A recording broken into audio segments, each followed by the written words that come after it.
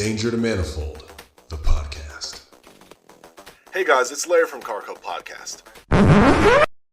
Originally, that's what we did want to call this podcast, even though we knew that there was another group online that already went by this name. After about 7 episodes of recording this podcast, we decided to change it to what's now known as the Danger to Manifold podcast.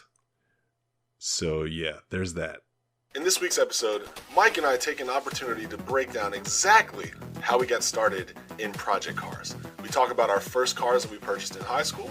We talk about what car we would purchase if today we were buying our first car. We talk about our current project cars and everything that's happening there.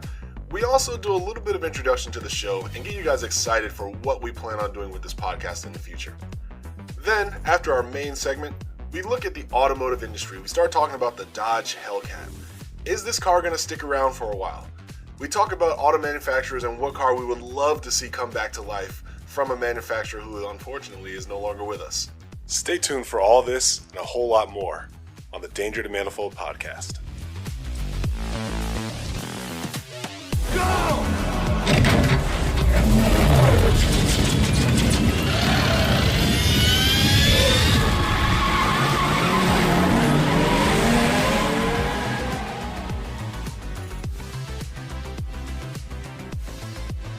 Smell that gasoline? That's right, the boys are back. It's Larry and Mike. Welcome to the CCP Car Club Podcast. This is the one that we throw in the trash and you're never going to listen to. And I said we a couple of times. That means I'm not by myself. My co-host helping me bring this show to you every freaking week is Mr. Mike. What's up, Mike? How's it going, buddy? I swear, guys, he dragged me kicking and screaming. I don't want to be here. I know he doesn't want to be here, but I'm stronger than him, so that's why he's here. Mike brings all the resident knowledge on car builds and expertise, but he can't make a car look good to save his life. Whoa. That's why I'm here. Whoa. I'm your style guide. Guide. Excuse me.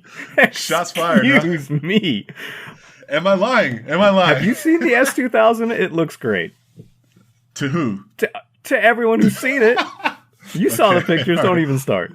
Yeah, it was nice. It was a good first step, man. Good first step. Mm-hmm. So, hey, listeners, Mike and I are big-time car heads. We love project cars. We love the car culture. And we wanted to start a podcast show where we just get to sit back, drink a little rum, and talk about what's happening in the car automotive manufacturing world. You would say automatic. Too much rum. You would say automatic. Oh, my God. I drive a manual now. Yeah, as of last week? As of last month. How old are you?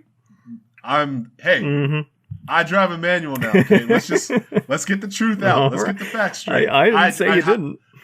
I mean, I'm not ashamed of my automatic. Drive. I have both. Drive is a relative term, but we can call it that.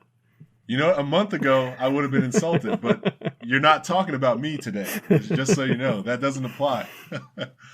Mike, we're good friends, man. We're both video game developers, but somehow, some way, we got bit by the car bug. And this week's topic, guys, is how we got into just being project car people. And Mike, you know what? Spotlight's on you. You're in the hot seat, man. How did you get started in building cars? Where did your love for cars even start? What happened there? Oh man, you're gonna start with me. I feel like this is a long story. It's interesting. I think ask any car guy. I mean, any real car guy, and there's always not you. So someone else, I get it. Yeah, right. Let's go. Yeah, right. Everyone can resonate this. We all got into cars for a substantial reason, I think. And for me, it was freedom, I think. When I was in high school, I lived in a, kind of a situation where I didn't get to go out a lot. And, I liked cars. When I was a kid, I had all my micro machines and stuff like that. And that was always cool. But it wasn't until high school where I really, I'm an engineer, so obviously I always liked the mechanics of it. But, once I got my car, that was when I was able to kind of escape my situation and just be free and do what I wanted to do. So a car wasn't just this cool thing that looked cool and then got the girls or whatever anymore. It was also what made me an adult, what made me kind of have my own sort of agency over my own life. And for that, I'll never stray away from cars, because that was my adulthood. That's what got me there. Those nights, endless nights that I just spent cruising for hours on end, that's what did it for me. Amen. I like that, man. I like that. What was your first car that you purchased or that you had? Let me take that back. Not your first car. What was your first car project culture car? You know what I mean? Like your real first project car, not your shitty ass I'm 16 first car. Well, whatever that was. I'll answer both, and here's why. Okay. I feel like in order to be a car guy and appreciate cars, you need a piece of shit as your first car. Like facts. Like you do. You need a crap can. And mine was a 1990 Toyota Camry V6 LE, and it put me in the poorhouse. I spent every dollar I had just fixing it, and this is gonna be a shocker, right? I went to the mechanic. There was a time where I did not fix my own cars, and it honestly just put me in the poorhouse. I hated that car. It had no airbags, no ABS. It had orange interior, white exterior, and was the most boring goddamn car you've ever seen in your life, right? So that was my first car, and then I had another car, but my first real project car that I chose for myself and I wanted was a 1998 Honda Prelude SH. Nice. And it's funny, I actually currently have a Prelude, not that one, but that was the car that really got me into it, because that was the car that I started working on car. I hadn't worked on cars until that car, and I was like, I was a fish out of water when I was working on it, but I got it working, and it was quick for me at the time. It was, I cruised in it all the time. It was fairly reliable, and it was easy enough to work on, to the point where I learned a whole lot with it as well.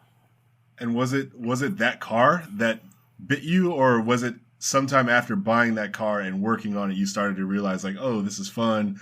Maybe I could squeeze out a little more power. Maybe I could put on a fart can from eBay. Like when did you spend $10,000 in overnight parts from Japan? When did that happen? That didn't happen until much later. I got money, but no, it was interesting. I had the bug. I wanted a shop since I was in high school. I used to drive by this derelict shop that was abandoned every day on my way home. And I wanted a shop. I wanted one so bad. I didn't know anything about working on cars, but I just knew I loved cars. And my starting working on cars actually wasn't a mod. I didn't have any money for mods. I was poor. I was so poor when I left college. And my first working on car experience was out of necessity. I had some bald rear tires, and I took an S-curve a little too fast, and counter steering a front wheel drive car don't always work out. I almost made it, but I kind of clipped a telephone pole, busted up my front bumper, cracked my radiator, and busted up my headlight. And I didn't have money to fix it. There's no way. So I just bought the parts. I had enough money for that, and I was like, and I had a shop manual, and I was like, all right, we're doing this. Never really worked on a car, and I had to do it. I had no money. I had to do it. And I was like, oh, this wasn't that hard. Okay, I can do this. And then I realized I actually really enjoy it. I love working on cars almost as much as I love racing them. So that did it. And also the cost savings was unbelievable. And I was like, oh my God, I don't have to deal with a mechanic. This is wonderful. So that's kind of what got me into the whole gearhead side of it. Nice. Did your Prelude ever become a finished project, or did you have to let it go? Almost, man. Almost. So that's when it hurts, when you're like... that close, that's when I can't make the decision. Like, do I just put in the extra $3,000 or do I get rid of me? Yeah. That's when I start messing up. For me, it was I put more money in this car than I should have when I was that poor. But I had it painted, which now I do my own paint, obviously. But back then I had it painted. I put a header on it. I did some interior mods. I got a S2000 steering wheel in it. I put a kit on it, so I put the Wings West front body kit on it with a Greddy front splitter. Put a Mugen spoiler on it. And it looked good. Like that sucker looked real good. It had an exhaust on it already, and it was just about there. But I never really quite got it where I wanted it to. There were some things I wanted to change. I wanted to change up the wheels. They had cracked, and the biggest problem with that car though was that it was an SH. It wasn't a base. What's funny is, like, as you're reading off your parts list, all I can hear is dum dum dum dum dum dum dum. I played the hell out of that game. That's all I can hear is you. Anyway, go continue. Funny part is Prelude was never in that game, but yeah, fair enough. It was I abandoned that car because it had the electronic differential unit in it, which was the SH part, and it handled like a dream. But I had swapped the clutch in it once, and I had basically replaced the ATS unit in it twice, and that was a nightmare on that particular car because everything's so crammed in, and that differential unit just, I mean, I don't know how anybody who doesn't have baby hands works on it. I was over it because the sensors, after the second time I replaced it, the sensors started going wild, and I cracked a rim on top of everything else.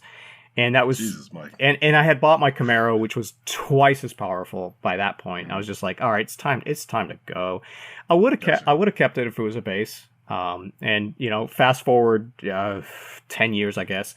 Now I have another Prelude that is a base that I'm building because I did want to finish that project. So yeah, it got away from me, but I kind of got it back. So yeah, take that for what it's worth. Yeah, that's full circle, man. So that's awesome. That's awesome. So we have Honda to thank for you like solidifying your love of cars. Well, but Toyota was where it started. But I honestly, American cars was always what I was into first. The Japanese stuff crept up on me, and I spent a good portion of my early car career on the Japanese stuff. I have since come back to I'm a lover of all makes these days, but yeah. It's okay to be undecided. It's okay it's to not like, undecided. Hey, I look at it as a machine, not as a this Yahoo or that Yahoo made it. It's a machine. I can respect different stuff. You're not a fanboy? No Camaro tattoos? No, none of that. Any Camaro t-shirts? Maybe. But I have a 350Z t-shirt too. I have a 350Z t-shirt, and my wife has a Chevelle t-shirt, so it's all good. Awesome. Well, the fact that you're married and in the car club, that's best of both worlds, man. I mean, the Chevelle is hers, so yeah. Hey, oh man, big pickup. Shout out to the wife. Yep. All right, well, since you're going to be rude and not ask me, let me just tell the audience how... I mean, I was going to, but we had a dramatic pause, and then I was going to be like, well, so tell Larry, tell me your story. And then you're like, oh, well, I'm just okay, all right, here, go for it. Let me rewind. Go ahead, Mike. All right, well, Larry, I've been going on and on about myself, and I hate doing that. So, how about you tell me about your story, because I think it's more interesting than mine. Dude, Mike, it's so nice of you to ask. It's so nice. So...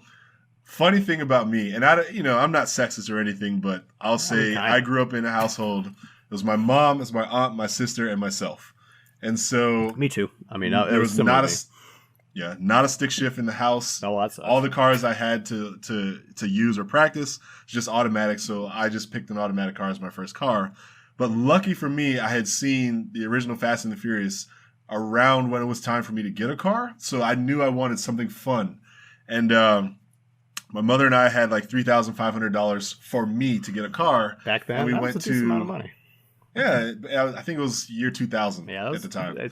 For those of you who don't know inflation, that's probably around $5,000 to $6,000 today in today's money. Yeah, it feels like something like that. Don't tell the people how old we are. Yeah. This story didn't happen today. It happened a while ago. Before today. So we go to the auction to get like a beater car, and like I expected, bro. Like. I didn't know. We didn't have Craigslist at the time. Yeah, I remember. Shady ass snake oil salesman kick the tire. Yep. Great car. Yeah. Don't look at that. Great car. Yeah. That's the era of me buying my first car. We were looking at like a Subaru Outback at the time, and I was like trying to convince myself, well, I can put all my stuff from sports in there. I guess it's gonna be, I guess I can. Where's the car enthusiast here? Like I don't. Well, here it comes.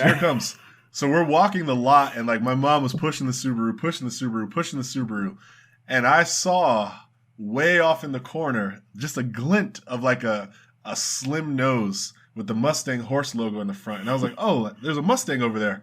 So I walk over there to go see the Mustang. It was I think it was forest green 1997 Mustang V6 automatic, and I still remember 127.3 thousand miles on it. Larry. I remember exactly where I started. Larry, you should have gone for the Outback.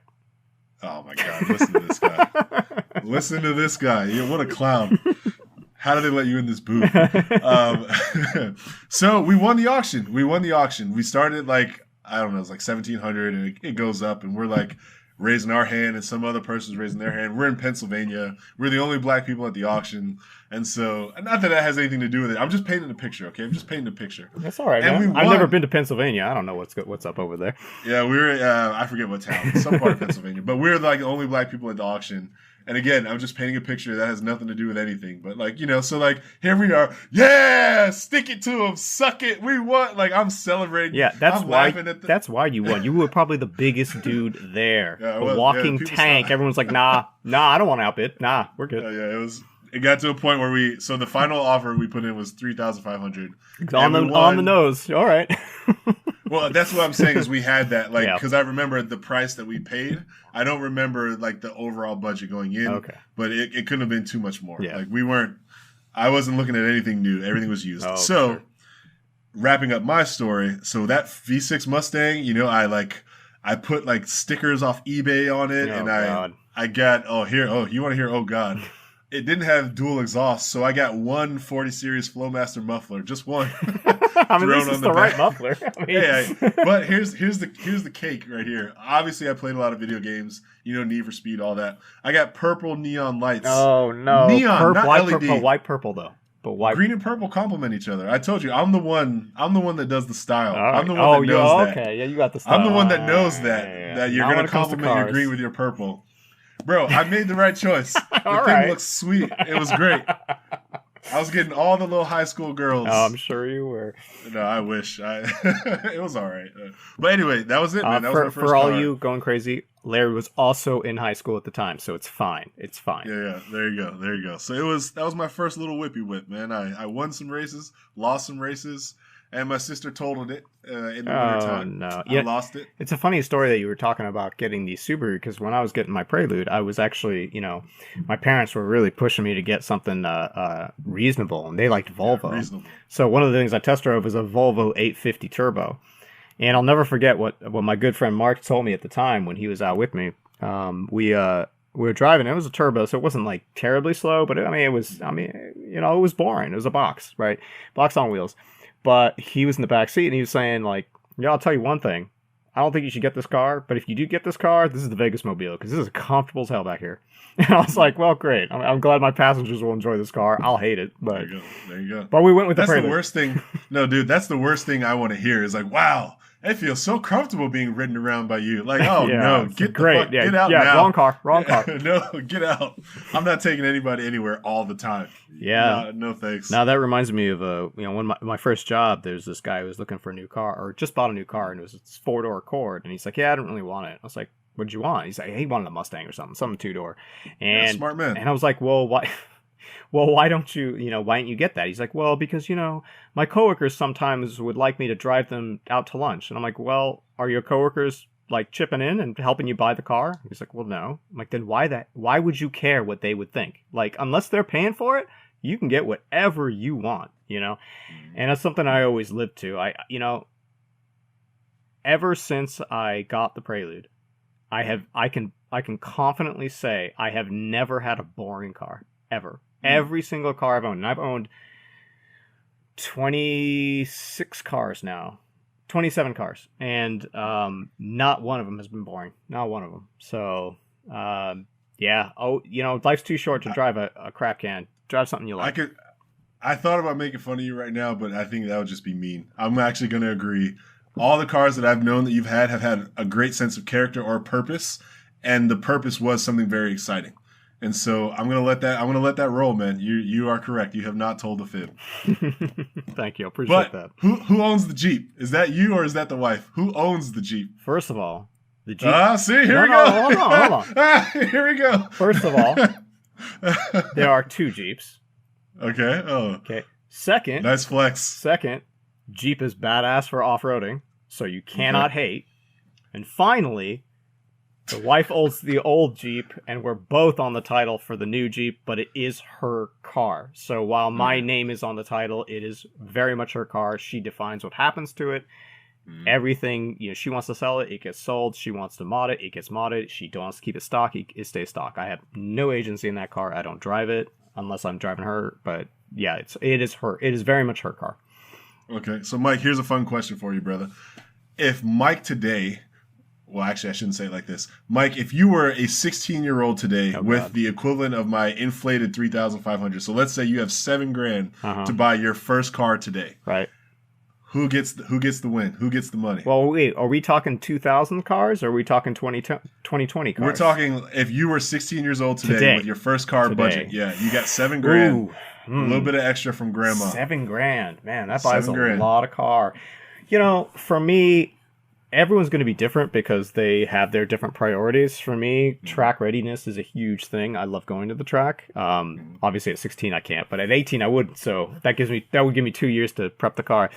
I gotta say, honestly, what I would be going after right now is it's going to be a 350Z. It's going to be a Nissan 350Z.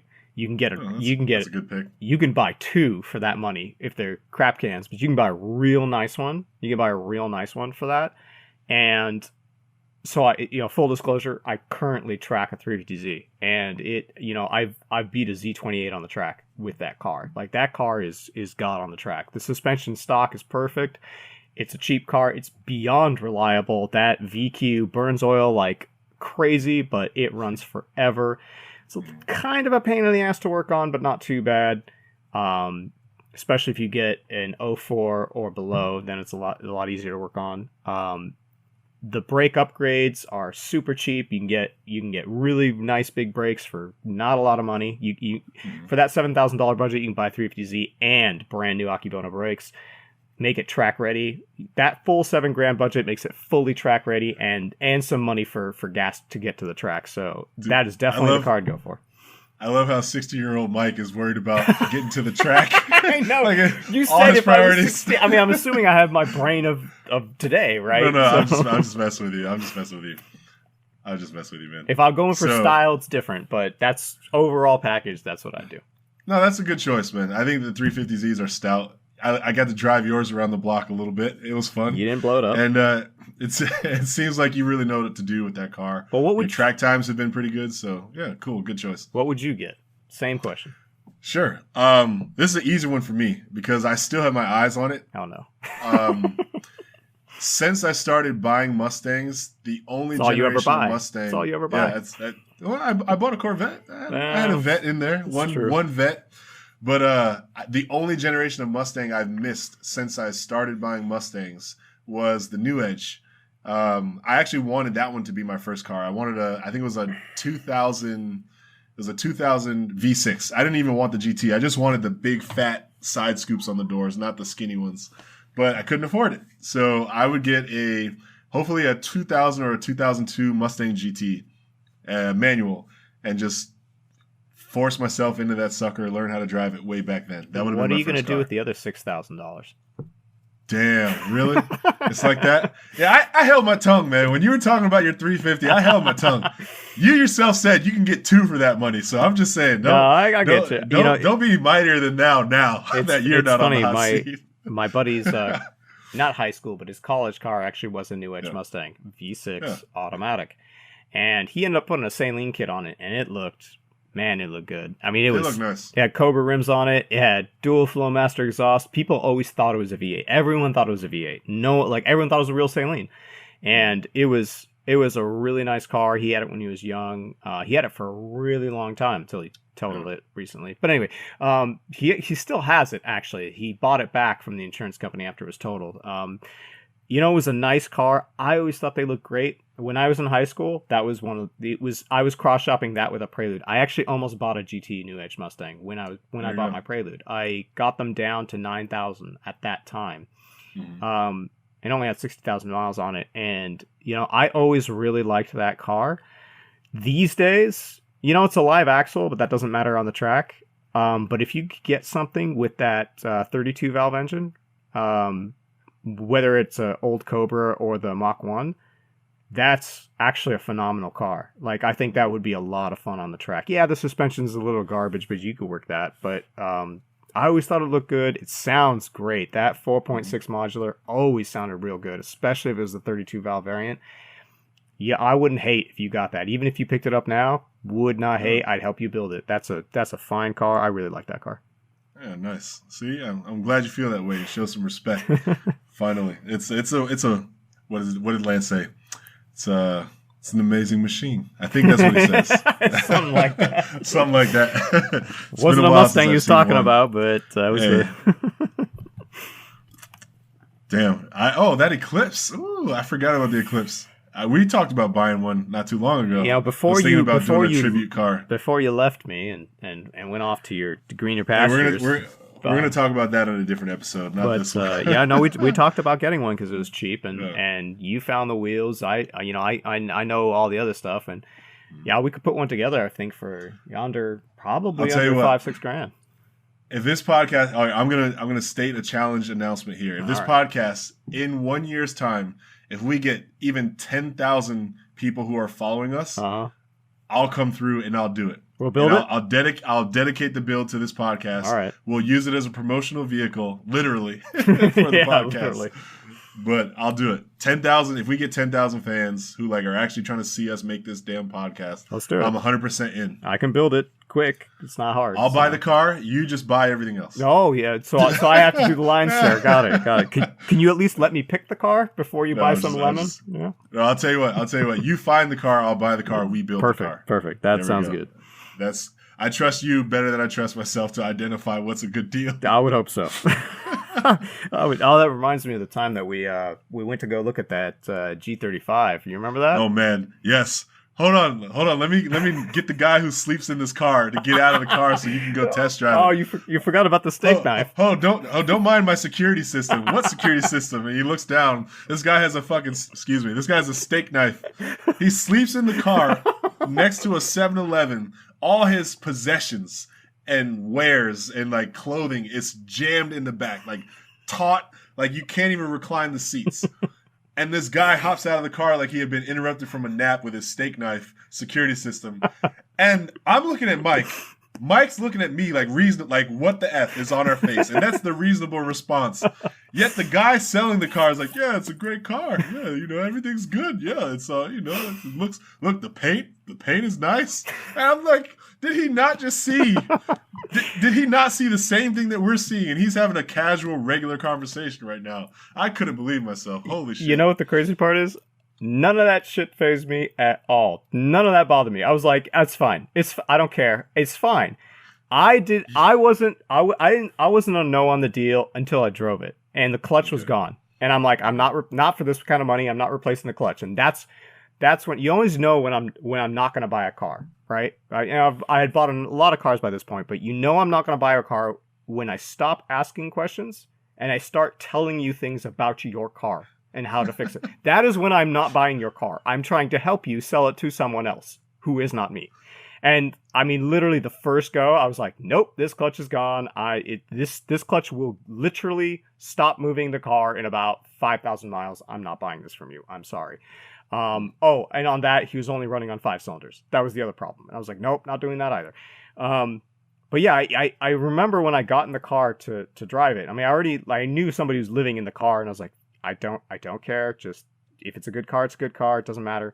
And then I'm sitting in the car, and Larry, you're out there looking at me, and I look down while the guy's in the passenger seat with me, and I see the steak knife, and I look at Larry, and I look back at the steak knife, and I'm like, probably not gonna die.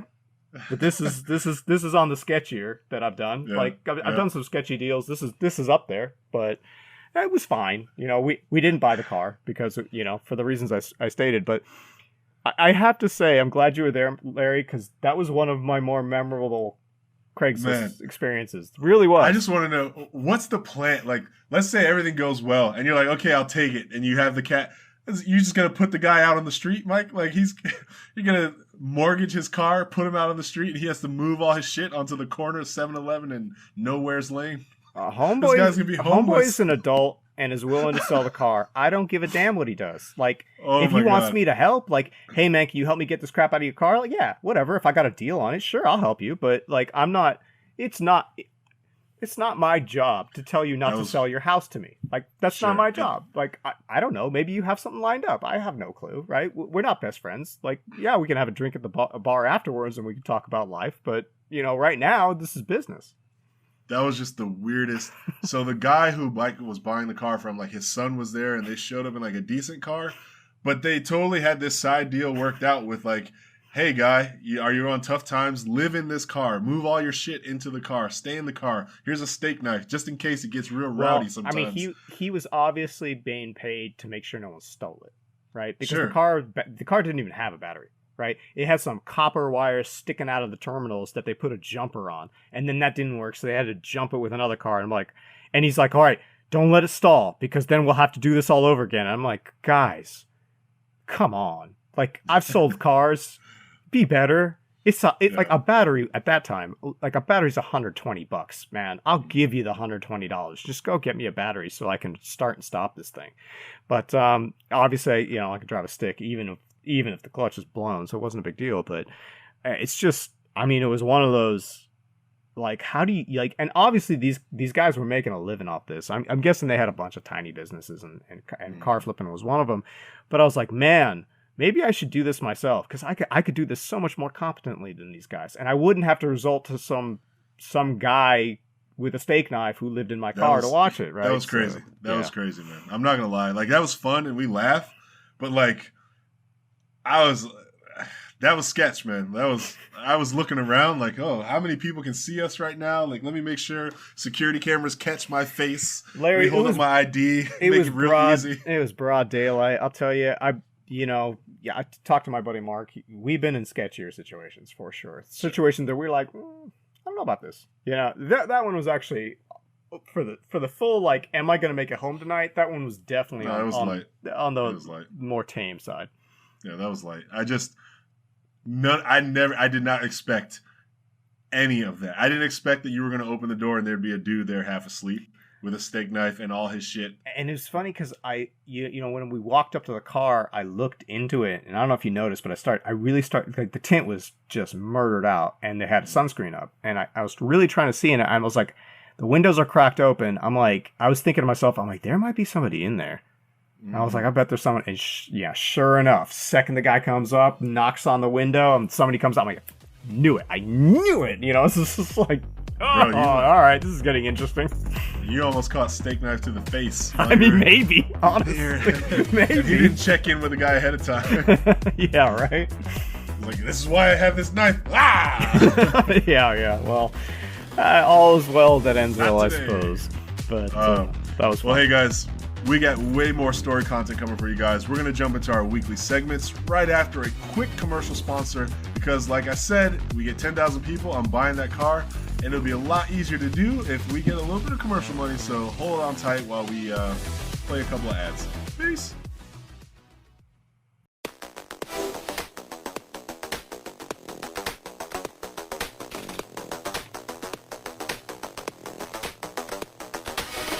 All right, guys, welcome back. We're going to get right into it with Off the Line. Our first topic is Chevrolet, and they're messing up. Man, they're messing up. What's going on at Chevy, Mike? A couple things. I guess we'll start with their current woes and move on to their future woes, right? Their current woes is if you want to buy a 2021 Camaro, too bad. You're not going to. Are they discontinuing the Camaro in 2021? No, not at all. They have a compliance issue with California. Sorry, this is not nationwide. This is only in California. Gotcha. They have a compliance issue with their brakes. Turns out the SS models and all the upper tier models beyond that have an issue with their brakes, which basically, environmentally speaking, they have too many toxins, and therefore California will not let them sell the car in this state. The problem is GM knew about this like 5 years ago. Whoa. And they did nothing about it because they're GM. So, wow. Yep. Now, personally, I think the stock Brembo pads are crap anyway, so I don't care. But this was a massive regulatory issue that somebody who made 7 or 8 figures really should have been paying attention to, and they didn't bother. So they actually lost out on, or potentially, I don't know if they fixed it since then, but they've lost out on potentially an entire year of sales. Not that they're doing that well anyway. Mustang and Challenger are kicking their butts regardless, but I'm sure, Larry, you'll have some things to say about that. Look, the front bumper fiasco, it was over for me at that point. I wrote them off the list as being competitive for the year. That was terrible. Oh my God, that facelift was the worst I'd ever seen in all of automotive history. Honestly, that was terrible. You know what's sad about that, real quick? is that was first designed, then approved, then modeled, then approved, then produced. And there was then, a litany of people who said, "Yeah, this is fine."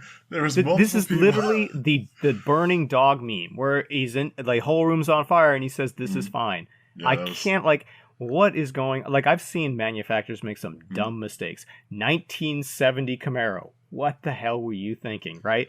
Anything in the 80s. What were you thinking? But this was, you came back and killed it in 2010. 2014, you had your facelift, and it was like, but we'll do it. Fine. Yeah. And then 2016, you knocked it out of the park again. You made something that looked as aggressive as the 2010. It looked, I wanted one. I wanted to buy one. And then suddenly you have this facelift where literally the meme community thought you were trolling us. You literally thought you were trolling us. And this can't be real. Yeah. And finally, there was like some modification where they painted the crossbar or whatever to make it look less garbage. But even the taillight, anyone who bought that Camaro is like, why would you buy that as opposed to a used one that looks like not crap?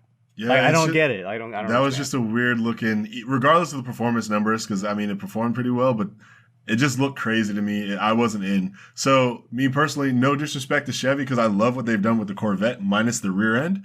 I think 98% of the Corvette is fantastic. So I'm still rooting for them to get their shit together. I hope rear end they of pull the through Corvette this. is fine. No. I don't understand why Tell the truth, anyone Mike. doesn't like that. Mike, It's tell the fine. truth. Tell the I'm truth. telling the truth. I would buy You're not that telling- car. I love See? that rear end is fine. I like those. You see, audience? They're great. This is why I said at the beginning of the show, Mike does performance and mechanics, and I do styling. Oh, please. Simply Please. this is a prime Please. example. Said the guy who bought a 97 Mustang. I don't want to hear it. The rounded knot in the Had edge. to. Get out of here. Had with that. to. I would have to bought buy. a Fox body before Had I to bought buy. that thing. You got to be kidding me. Had to buy it. The box was nicer. Jeez. Hey, we're talking about Chevy here. Let's. All right. Chevy has Hey, way more moving money on than I with do. moving on with Chevy. That's not all for Chevy. Not only did Okay. they screw up their facelift and mess up the brakes, now they're talking about going fully electric by 2030. Ooh. This is probably to mirror Gavin Newsom's mandate on California that we can only sell electric cars by 2030. But let me tell you, I don't have faith in Chevrolet to be able to come up with a competent electric sports car in the next 15 years. I don't think that's going to happen. Oh, it's 2035. 2035. Next 15 years. I don't think they can do it.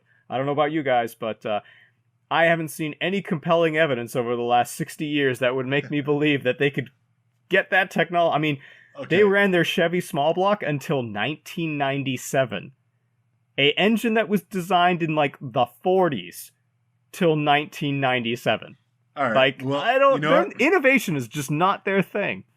I'm gonna comedically come to Chevy's aid. Have you ever seen a damn Volt driver burning their car like full pedal to the ground, and actually like it's pretty zippy? Like I feel like Chevy Volt drivers remind me of like Fiesta ST drivers. Whenever they see a car that's like, ooh, that's a car that's, and they always just try to obnoxiously blow past you and all this stuff. And I was like, Volts must have a decent amount of torque. They must be fun to drive. So they at least have dipped their toe into the market. Hey, guess what car is no longer manufactured?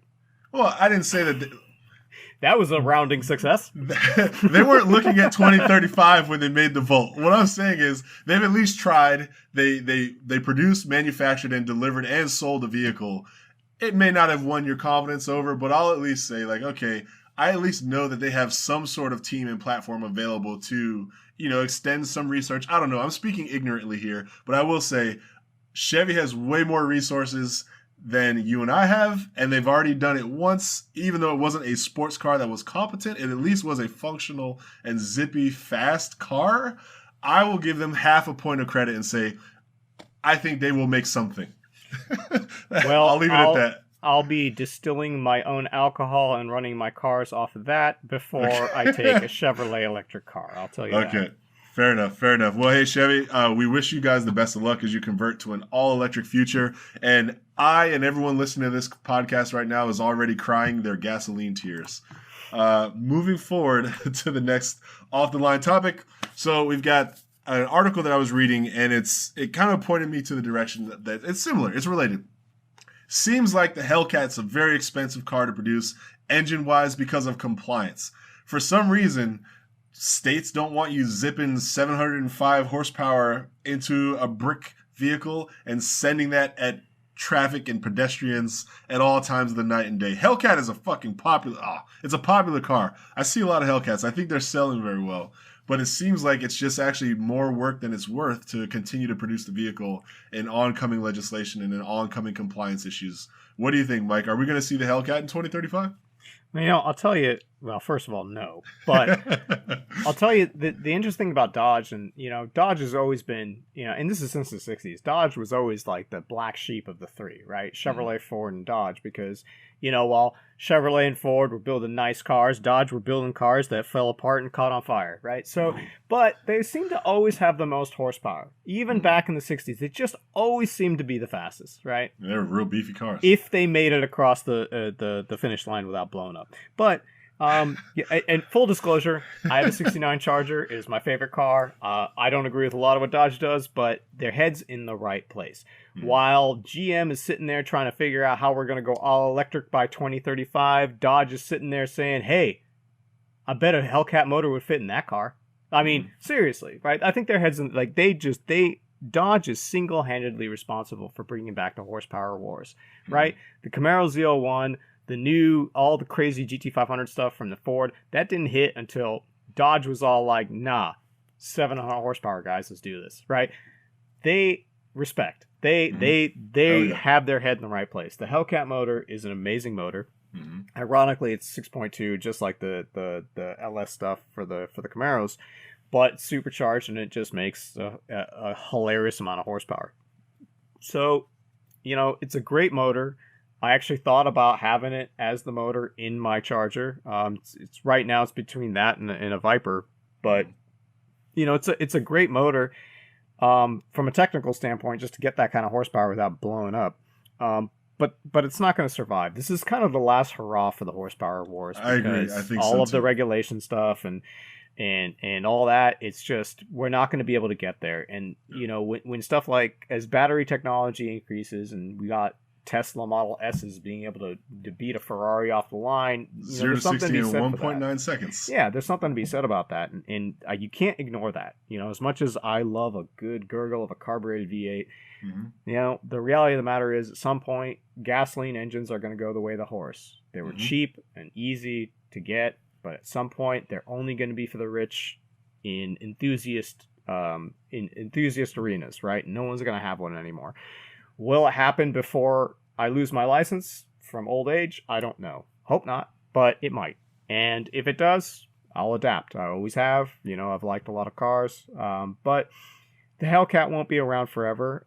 It's important that it's around now because it's revitalized car enthusiasm, which is which I thought has been dying some over the last maybe half a decade.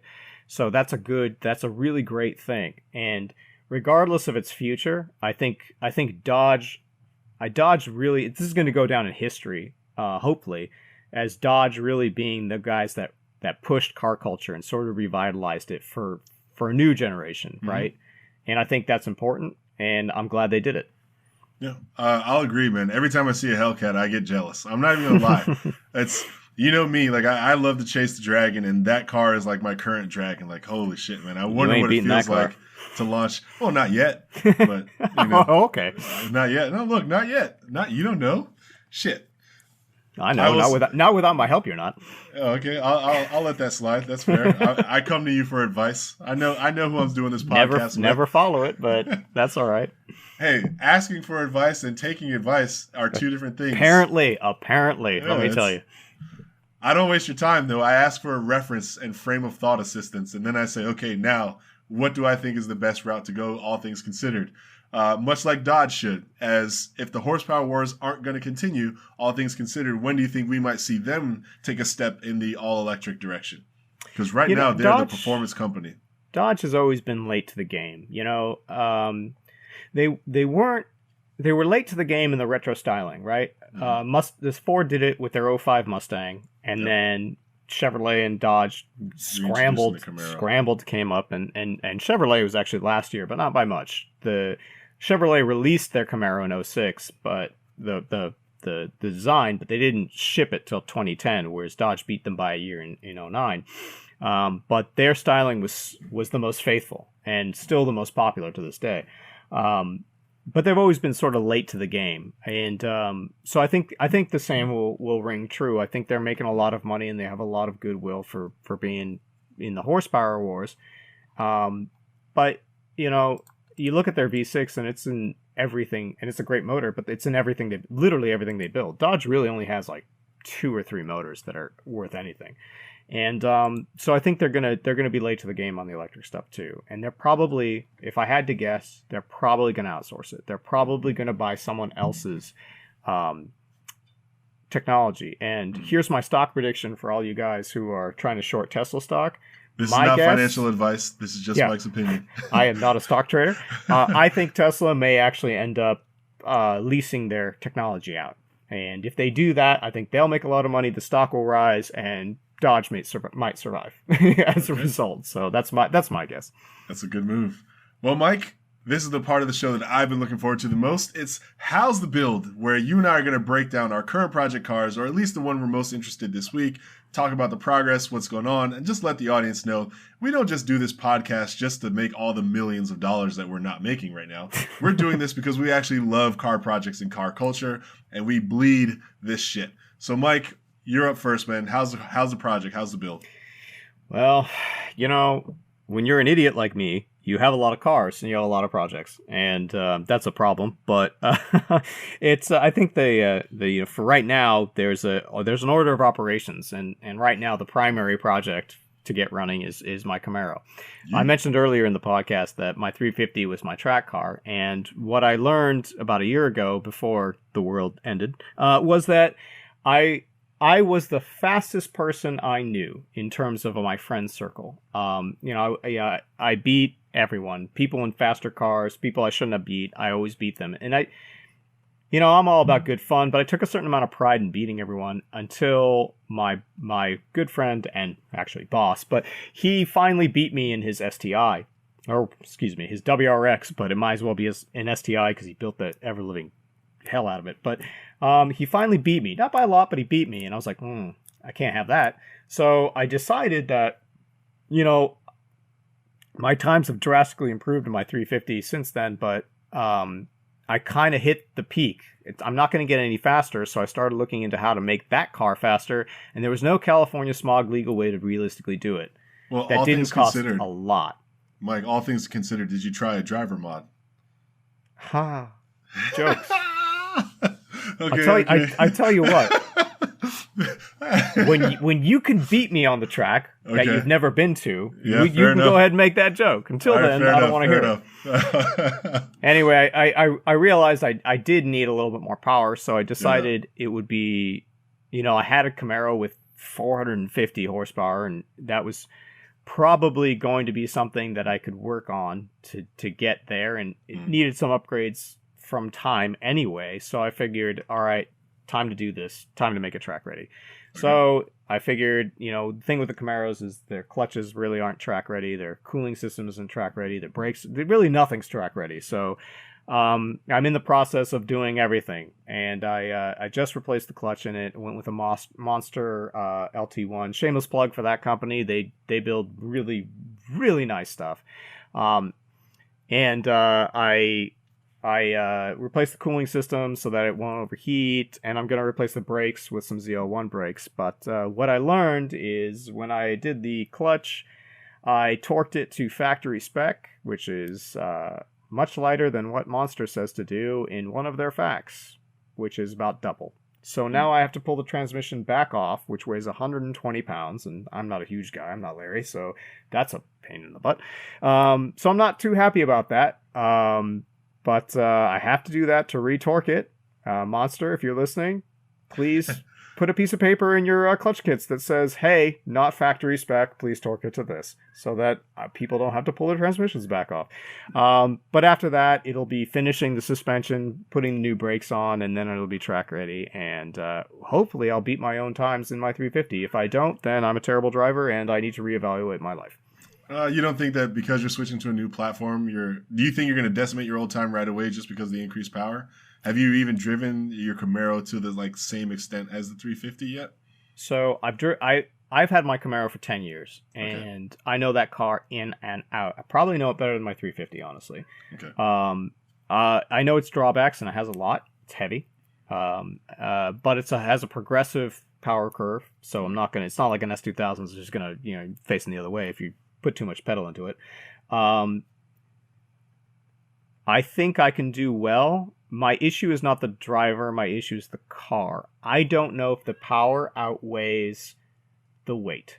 The suspension is going to be there because I'm replacing it, so that'll be fine. The question is, and the tires are big, the question is, can I move that fat lady around to make advantage of that power? And I don't know the question. The answer will be when I go to the track and see what my times are. I do think I will be faster than my 350. The question is by how much. Okay. And if it's not a lot, that's a problem. If it's by a lot, then I know what's going on. Right, I get it. But we'll see.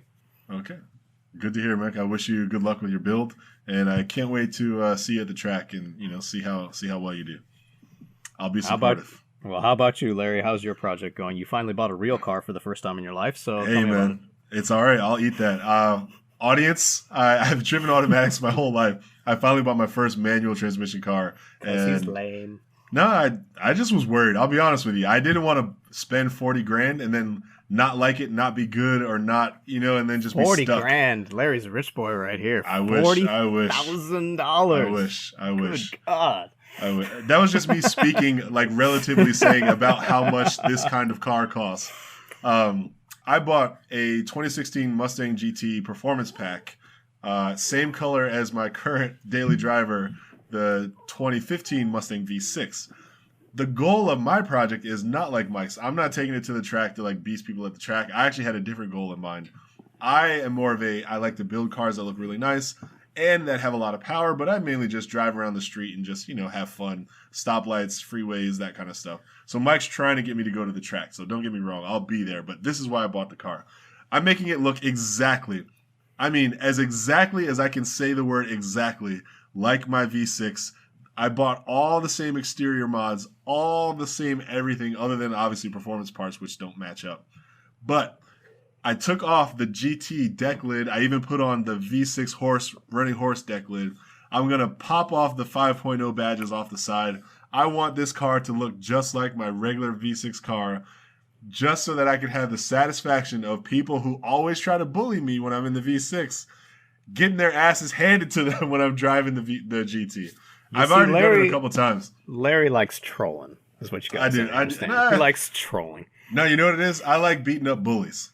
I hate to say it, but I like beating up bullies. I like minding my own business, and somebody starts shit, and then I remind them not to do that. Larry, you are Thor.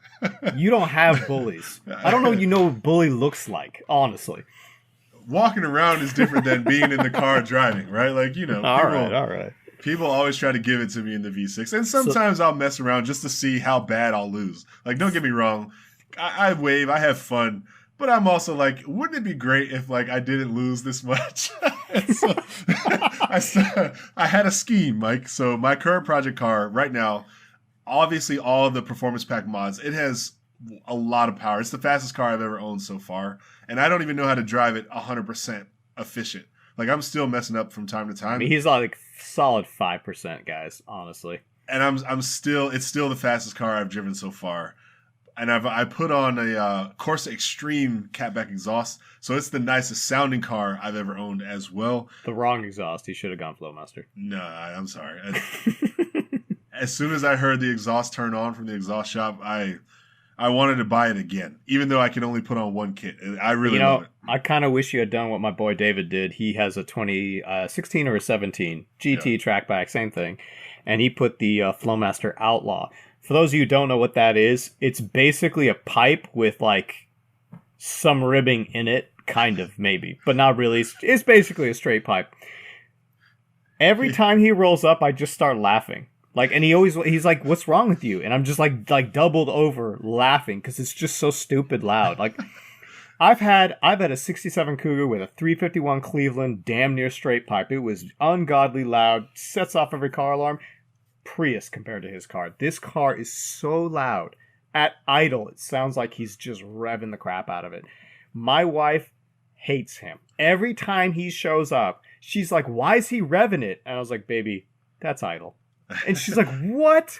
That's ridiculous. And then she just goes into this tirade about how terrible it is. And let me tell you, for all of you that want an S550, this is a phenomenal car. This is my plug for Ford right here. They really made it right with their Coyote V8. It sounds great. It performs great. The track pack is track ready. Get that car. Get it over a Camaro. It's lighter. It's better. It's faster. If Larry and I ever go head to head and I beat him, it's because Larry sucks because his car is so much better. This is a good car. But man, that exhaust was hilarious. And I kind of wish you did it just so I could laugh some more. So he has an engine and he has extra long tube headers is what you're telling me. Basically. That's basically what it is. Yeah. Well, I thought the Corsa Extremes were going to be as loud as I could possibly go. I'm super happy with it. And I even have my own little hey, it's kind of late. Don't use that car. Go use the V6. Don't wake up your neighbors. Everyone's been so nice this year. All right, well, that's how the builds are going, guys. Obviously, Mike and I are going to continue to work on our project cars, and we will always have an update, hopefully, on who's doing what and what's happening. Next, I want to go into if you could. So, Mike, this is hypothetical. There's no money. There's no problems. Anything you say goes. I got to ask you, Mike, if you could bring one auto manufacturer back from the dead just to make one car, but a modern version like today, which manufacturer would you pick and which car? Oh man, that's hard. That's hard because we're talking about no money, which we can talk. Well, you know what? Doesn't matter because I don't care about millionaires anyway. I care about real cars, so that's going to be what it is.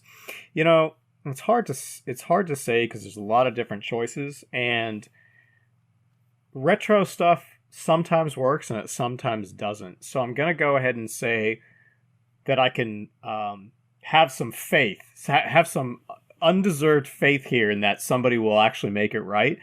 If there's one manufacturer I'd like to come back and make a car, it would be Pontiac. And what I'd like them to make is a proper retro GTO. And I'm going to say 66 to 67. What I would like, that's such a unique car with the stacked headlights, that iconic grille, that long semi Coke bottle design means the front was a brick and only the rear was a Coke bottle. The sails in the rear window area, like getting a good retro. I mean, like Dodge Challenger caliber retro off of that.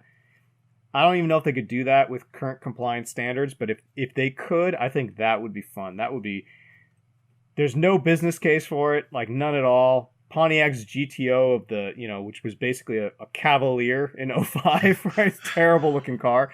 It was a catastrophic failure, but, I'm a fan of Chevrolet engines in general. The LS1, the LS3, the LT1 now, I think those are great platforms. So the whole platform would be perfect. Styling, I think if you have a competent designer, you can make it work. You can make something really cool. The trick is getting it right, but it would be an interesting challenge, and that's what I'd like to see because, short of a 69 Charger, a 66 GTO is definitely my favorite car ever, so that's what I'd like to see. Fair enough. That's a good choice. How about you, Larry? If you could bring back one car, just that one perfect car that you would want to see back, what would it be? My stomach dropped when you said Pontiac because they're also my manufacturer of choice. You say G6. Question. If you say Pontiac G6, I'm gonna walk through this mic and kill you. I honestly popping bottles with the ice like a blizzard. I don't even know the words. I think it goes something like that. I haven't heard that song in years. No, it's actually the Trans Am. Oh. I was a big fan of Pontiac Trans Ams. There was a guy I went to high school with. Every time you talk to him about Trans Am, he'd be like, yeah, the Trans Am with the Ram Air package. I just always remember him saying that. I'll never forget it. His guy's name was Paul. All right, hold on. What year? I don't even know it well enough to say the year, but there was a Pontiac Firebird Trans Am in my life. My older cousin had one when I was a kid. And you know how when you're a kid, you don't know how much horsepower is. You just know the feeling. Yeah. Man, he ripped that car down the street one time, and it was so cool. It was manual. It had leather. and I thought it was just the coolest car, and it had the big ass Firebird on the hood. I would love for a car with that aggressive of a statement to come back, and I think that the Trans Am, I would love to see one more shot at that car. Not a Camaro painted to look like one, but an actual, like, 3 muscle car manufacturers going at it again. I would love to see the Trans Am make a return, like a legitimate return. But we got to talk about this. Our listeners deserve to know what Trans Am you're talking about, because I'll try to narrow it down. You had the OG Firebirds of the 67 to 69 era, right? Which were the typical muscle cars. Then you had that sort of that weird era of the 70s and early 80s, which was, one of them was the Smokey and the Bandit car, and the rest were sort of weirder versions of the Smokey and Bandit car. And then you had the 80s Trans Ams, which were those, they're like the 80 Camaros, so the hatchback with the big the glass, and then you had the 90s stuff, which would look like the 90s Camaros. And all of 4 of those were very different cars. So which one are you talking about here? So the one do you want to see? The one that my cousin had was the late 80s. The ones from high school that I used to laugh at with the like Ram Air package. But they beat my car every time I tried to race one. Every time I tried to race one, I got smoked. I didn't know about real horsepower stuff at the time. I was like, oh, that's one of the sporty cars. Let me see. And I got dusted so many times. Okay, so I feel like I got to lay some knowledge on you. Go for it, man. All right. Lay it on the audience. Don't single me out. There's a lot of people listening. So the first thing is, I don't even know if you know this, but at one point, I owned an 84 Pontiac Trans Am. Well, I did not know. That car that you're talking about, I owned that car. It was a 350 with a manual. And here's the thing you have to understand about 80s Trans Ams, is that the 350s were all automatic. Only the 305s had manuals in them for reasons that I couldn't even begin to understand. But the guy that I bought the Trans Am from blew his 305 and decided to throw a 350 crate in it. This thing was quick. It was nice. It was, and it was the pinnacle of 80s, right? It was leather. It was nice. Had the accordion boot. It had a car phone on it. Like, no joke, it had a car phone on it. I gotta show you pictures. And it had the T-tops. And I bought this after me and Mark built our first track car. And we realized we couldn't track the same car at the same time. It felt really stupid. So I ended up buying a Trans Am thinking I was going to build this into a track car. Why I thought this was a good idea is beyond me. That car, by today's standards, is horrible. But it was fun to drive for a while. It was actually my second F-body. I had a 91 Camaro as well. But those cars did rip. If you got a 350 and you took all the smog crap off and built it, that would be a fast car. And one of the things I always wanted to do, honestly, and maybe if we get 20,000 subscribers, I'll fund this. There we go. But I always wanted to get a murdered out Trans Am, kind of dark Knight Rider style, right? That's the body style we're talking about. Put an LS3 in it and make that sucker really rip so that every idiot who thinks that 80s cars are crap just gets dusted by this thing. I would love to do that. That is one of my dreams. So you and I are actually, we're on the same page there. I was going to make fun of you, but at the same time, I have a soft spot in my heart for that 80s F-body Camaro Trans Am style, because I had 2 of them, and I really enjoyed them. I thought they were great cars. Their interior was the worst thing I've ever seen in my entire life, but otherwise, I miss the car. It was a great car. I actually really liked it. Yeah, so there you have it. That's what we do if you could. Last segment before we wrap up, Mike, and this is just for fun. Another one. It's this or that. So how this works, since it's our first time, I'm just going to give you 2 choices, and all you do is pick one. Ready? Mike, this or that. $500,000 or VIN number 1 of the Ford GT40. $500,000. I don't care about promenades. I care about having a good car. So you're taking the $500,000 or are you taking the Ford GT40? Absolutely, okay. $500,000. Okay. I can buy a much better car for $500,000. Okay. This or that, Mike. A pink Lamborghini or a black Ford Pinto? Pink Lamborghini or black Ford Pinto? Can't sell it. You got to keep it. Definitely Lamborghini. I can wrap it for $1,800. All right, Mike. This or that? Gas forever or gas dies, electricity takes over? Oh man, that's a hard question. But for the sake of expediency, gas forever, because electric will never sound good. That's it for me. So yeah. Boy, I got one for you. Okay, what do you got? This or that? Chevrolet Camaro or Dodge Challenger? You know what? I'm not gonna lie to you, bro. I do respect the Camaro, but I personally would pick the Challenger. You would. I would pick the Challenger. I'm not gonna lie. You always pick the slower car, Larry. Always. I would pick the Challenger. Between the two, I would pick the Challenger. I would pick the Challenger. Only because it's probably easier to put a Hellcat in it because it's already Dodge. Yeah. Or a Hellcat motor, whatever the hell the name of the motor. All right, guys, thank you for listening. We're at the wraps and announcements part where we talk about the cool stuff we're going to do in the future.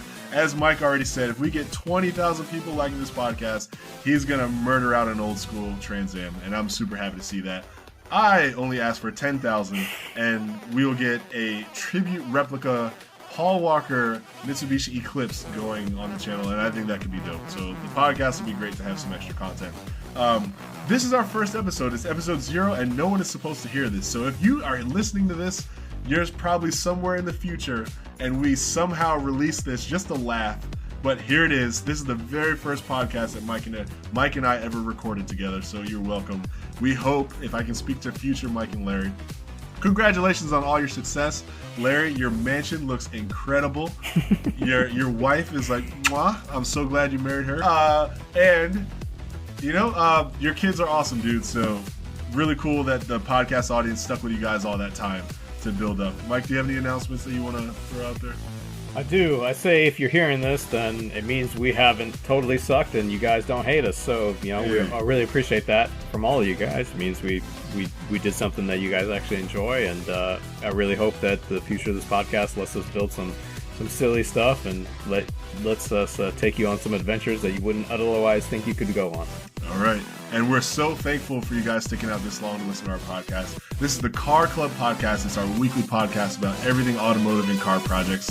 Mike, good hanging out with you, man. I'm going to go get some sleep. I'll catch you later. All right. Take it easy.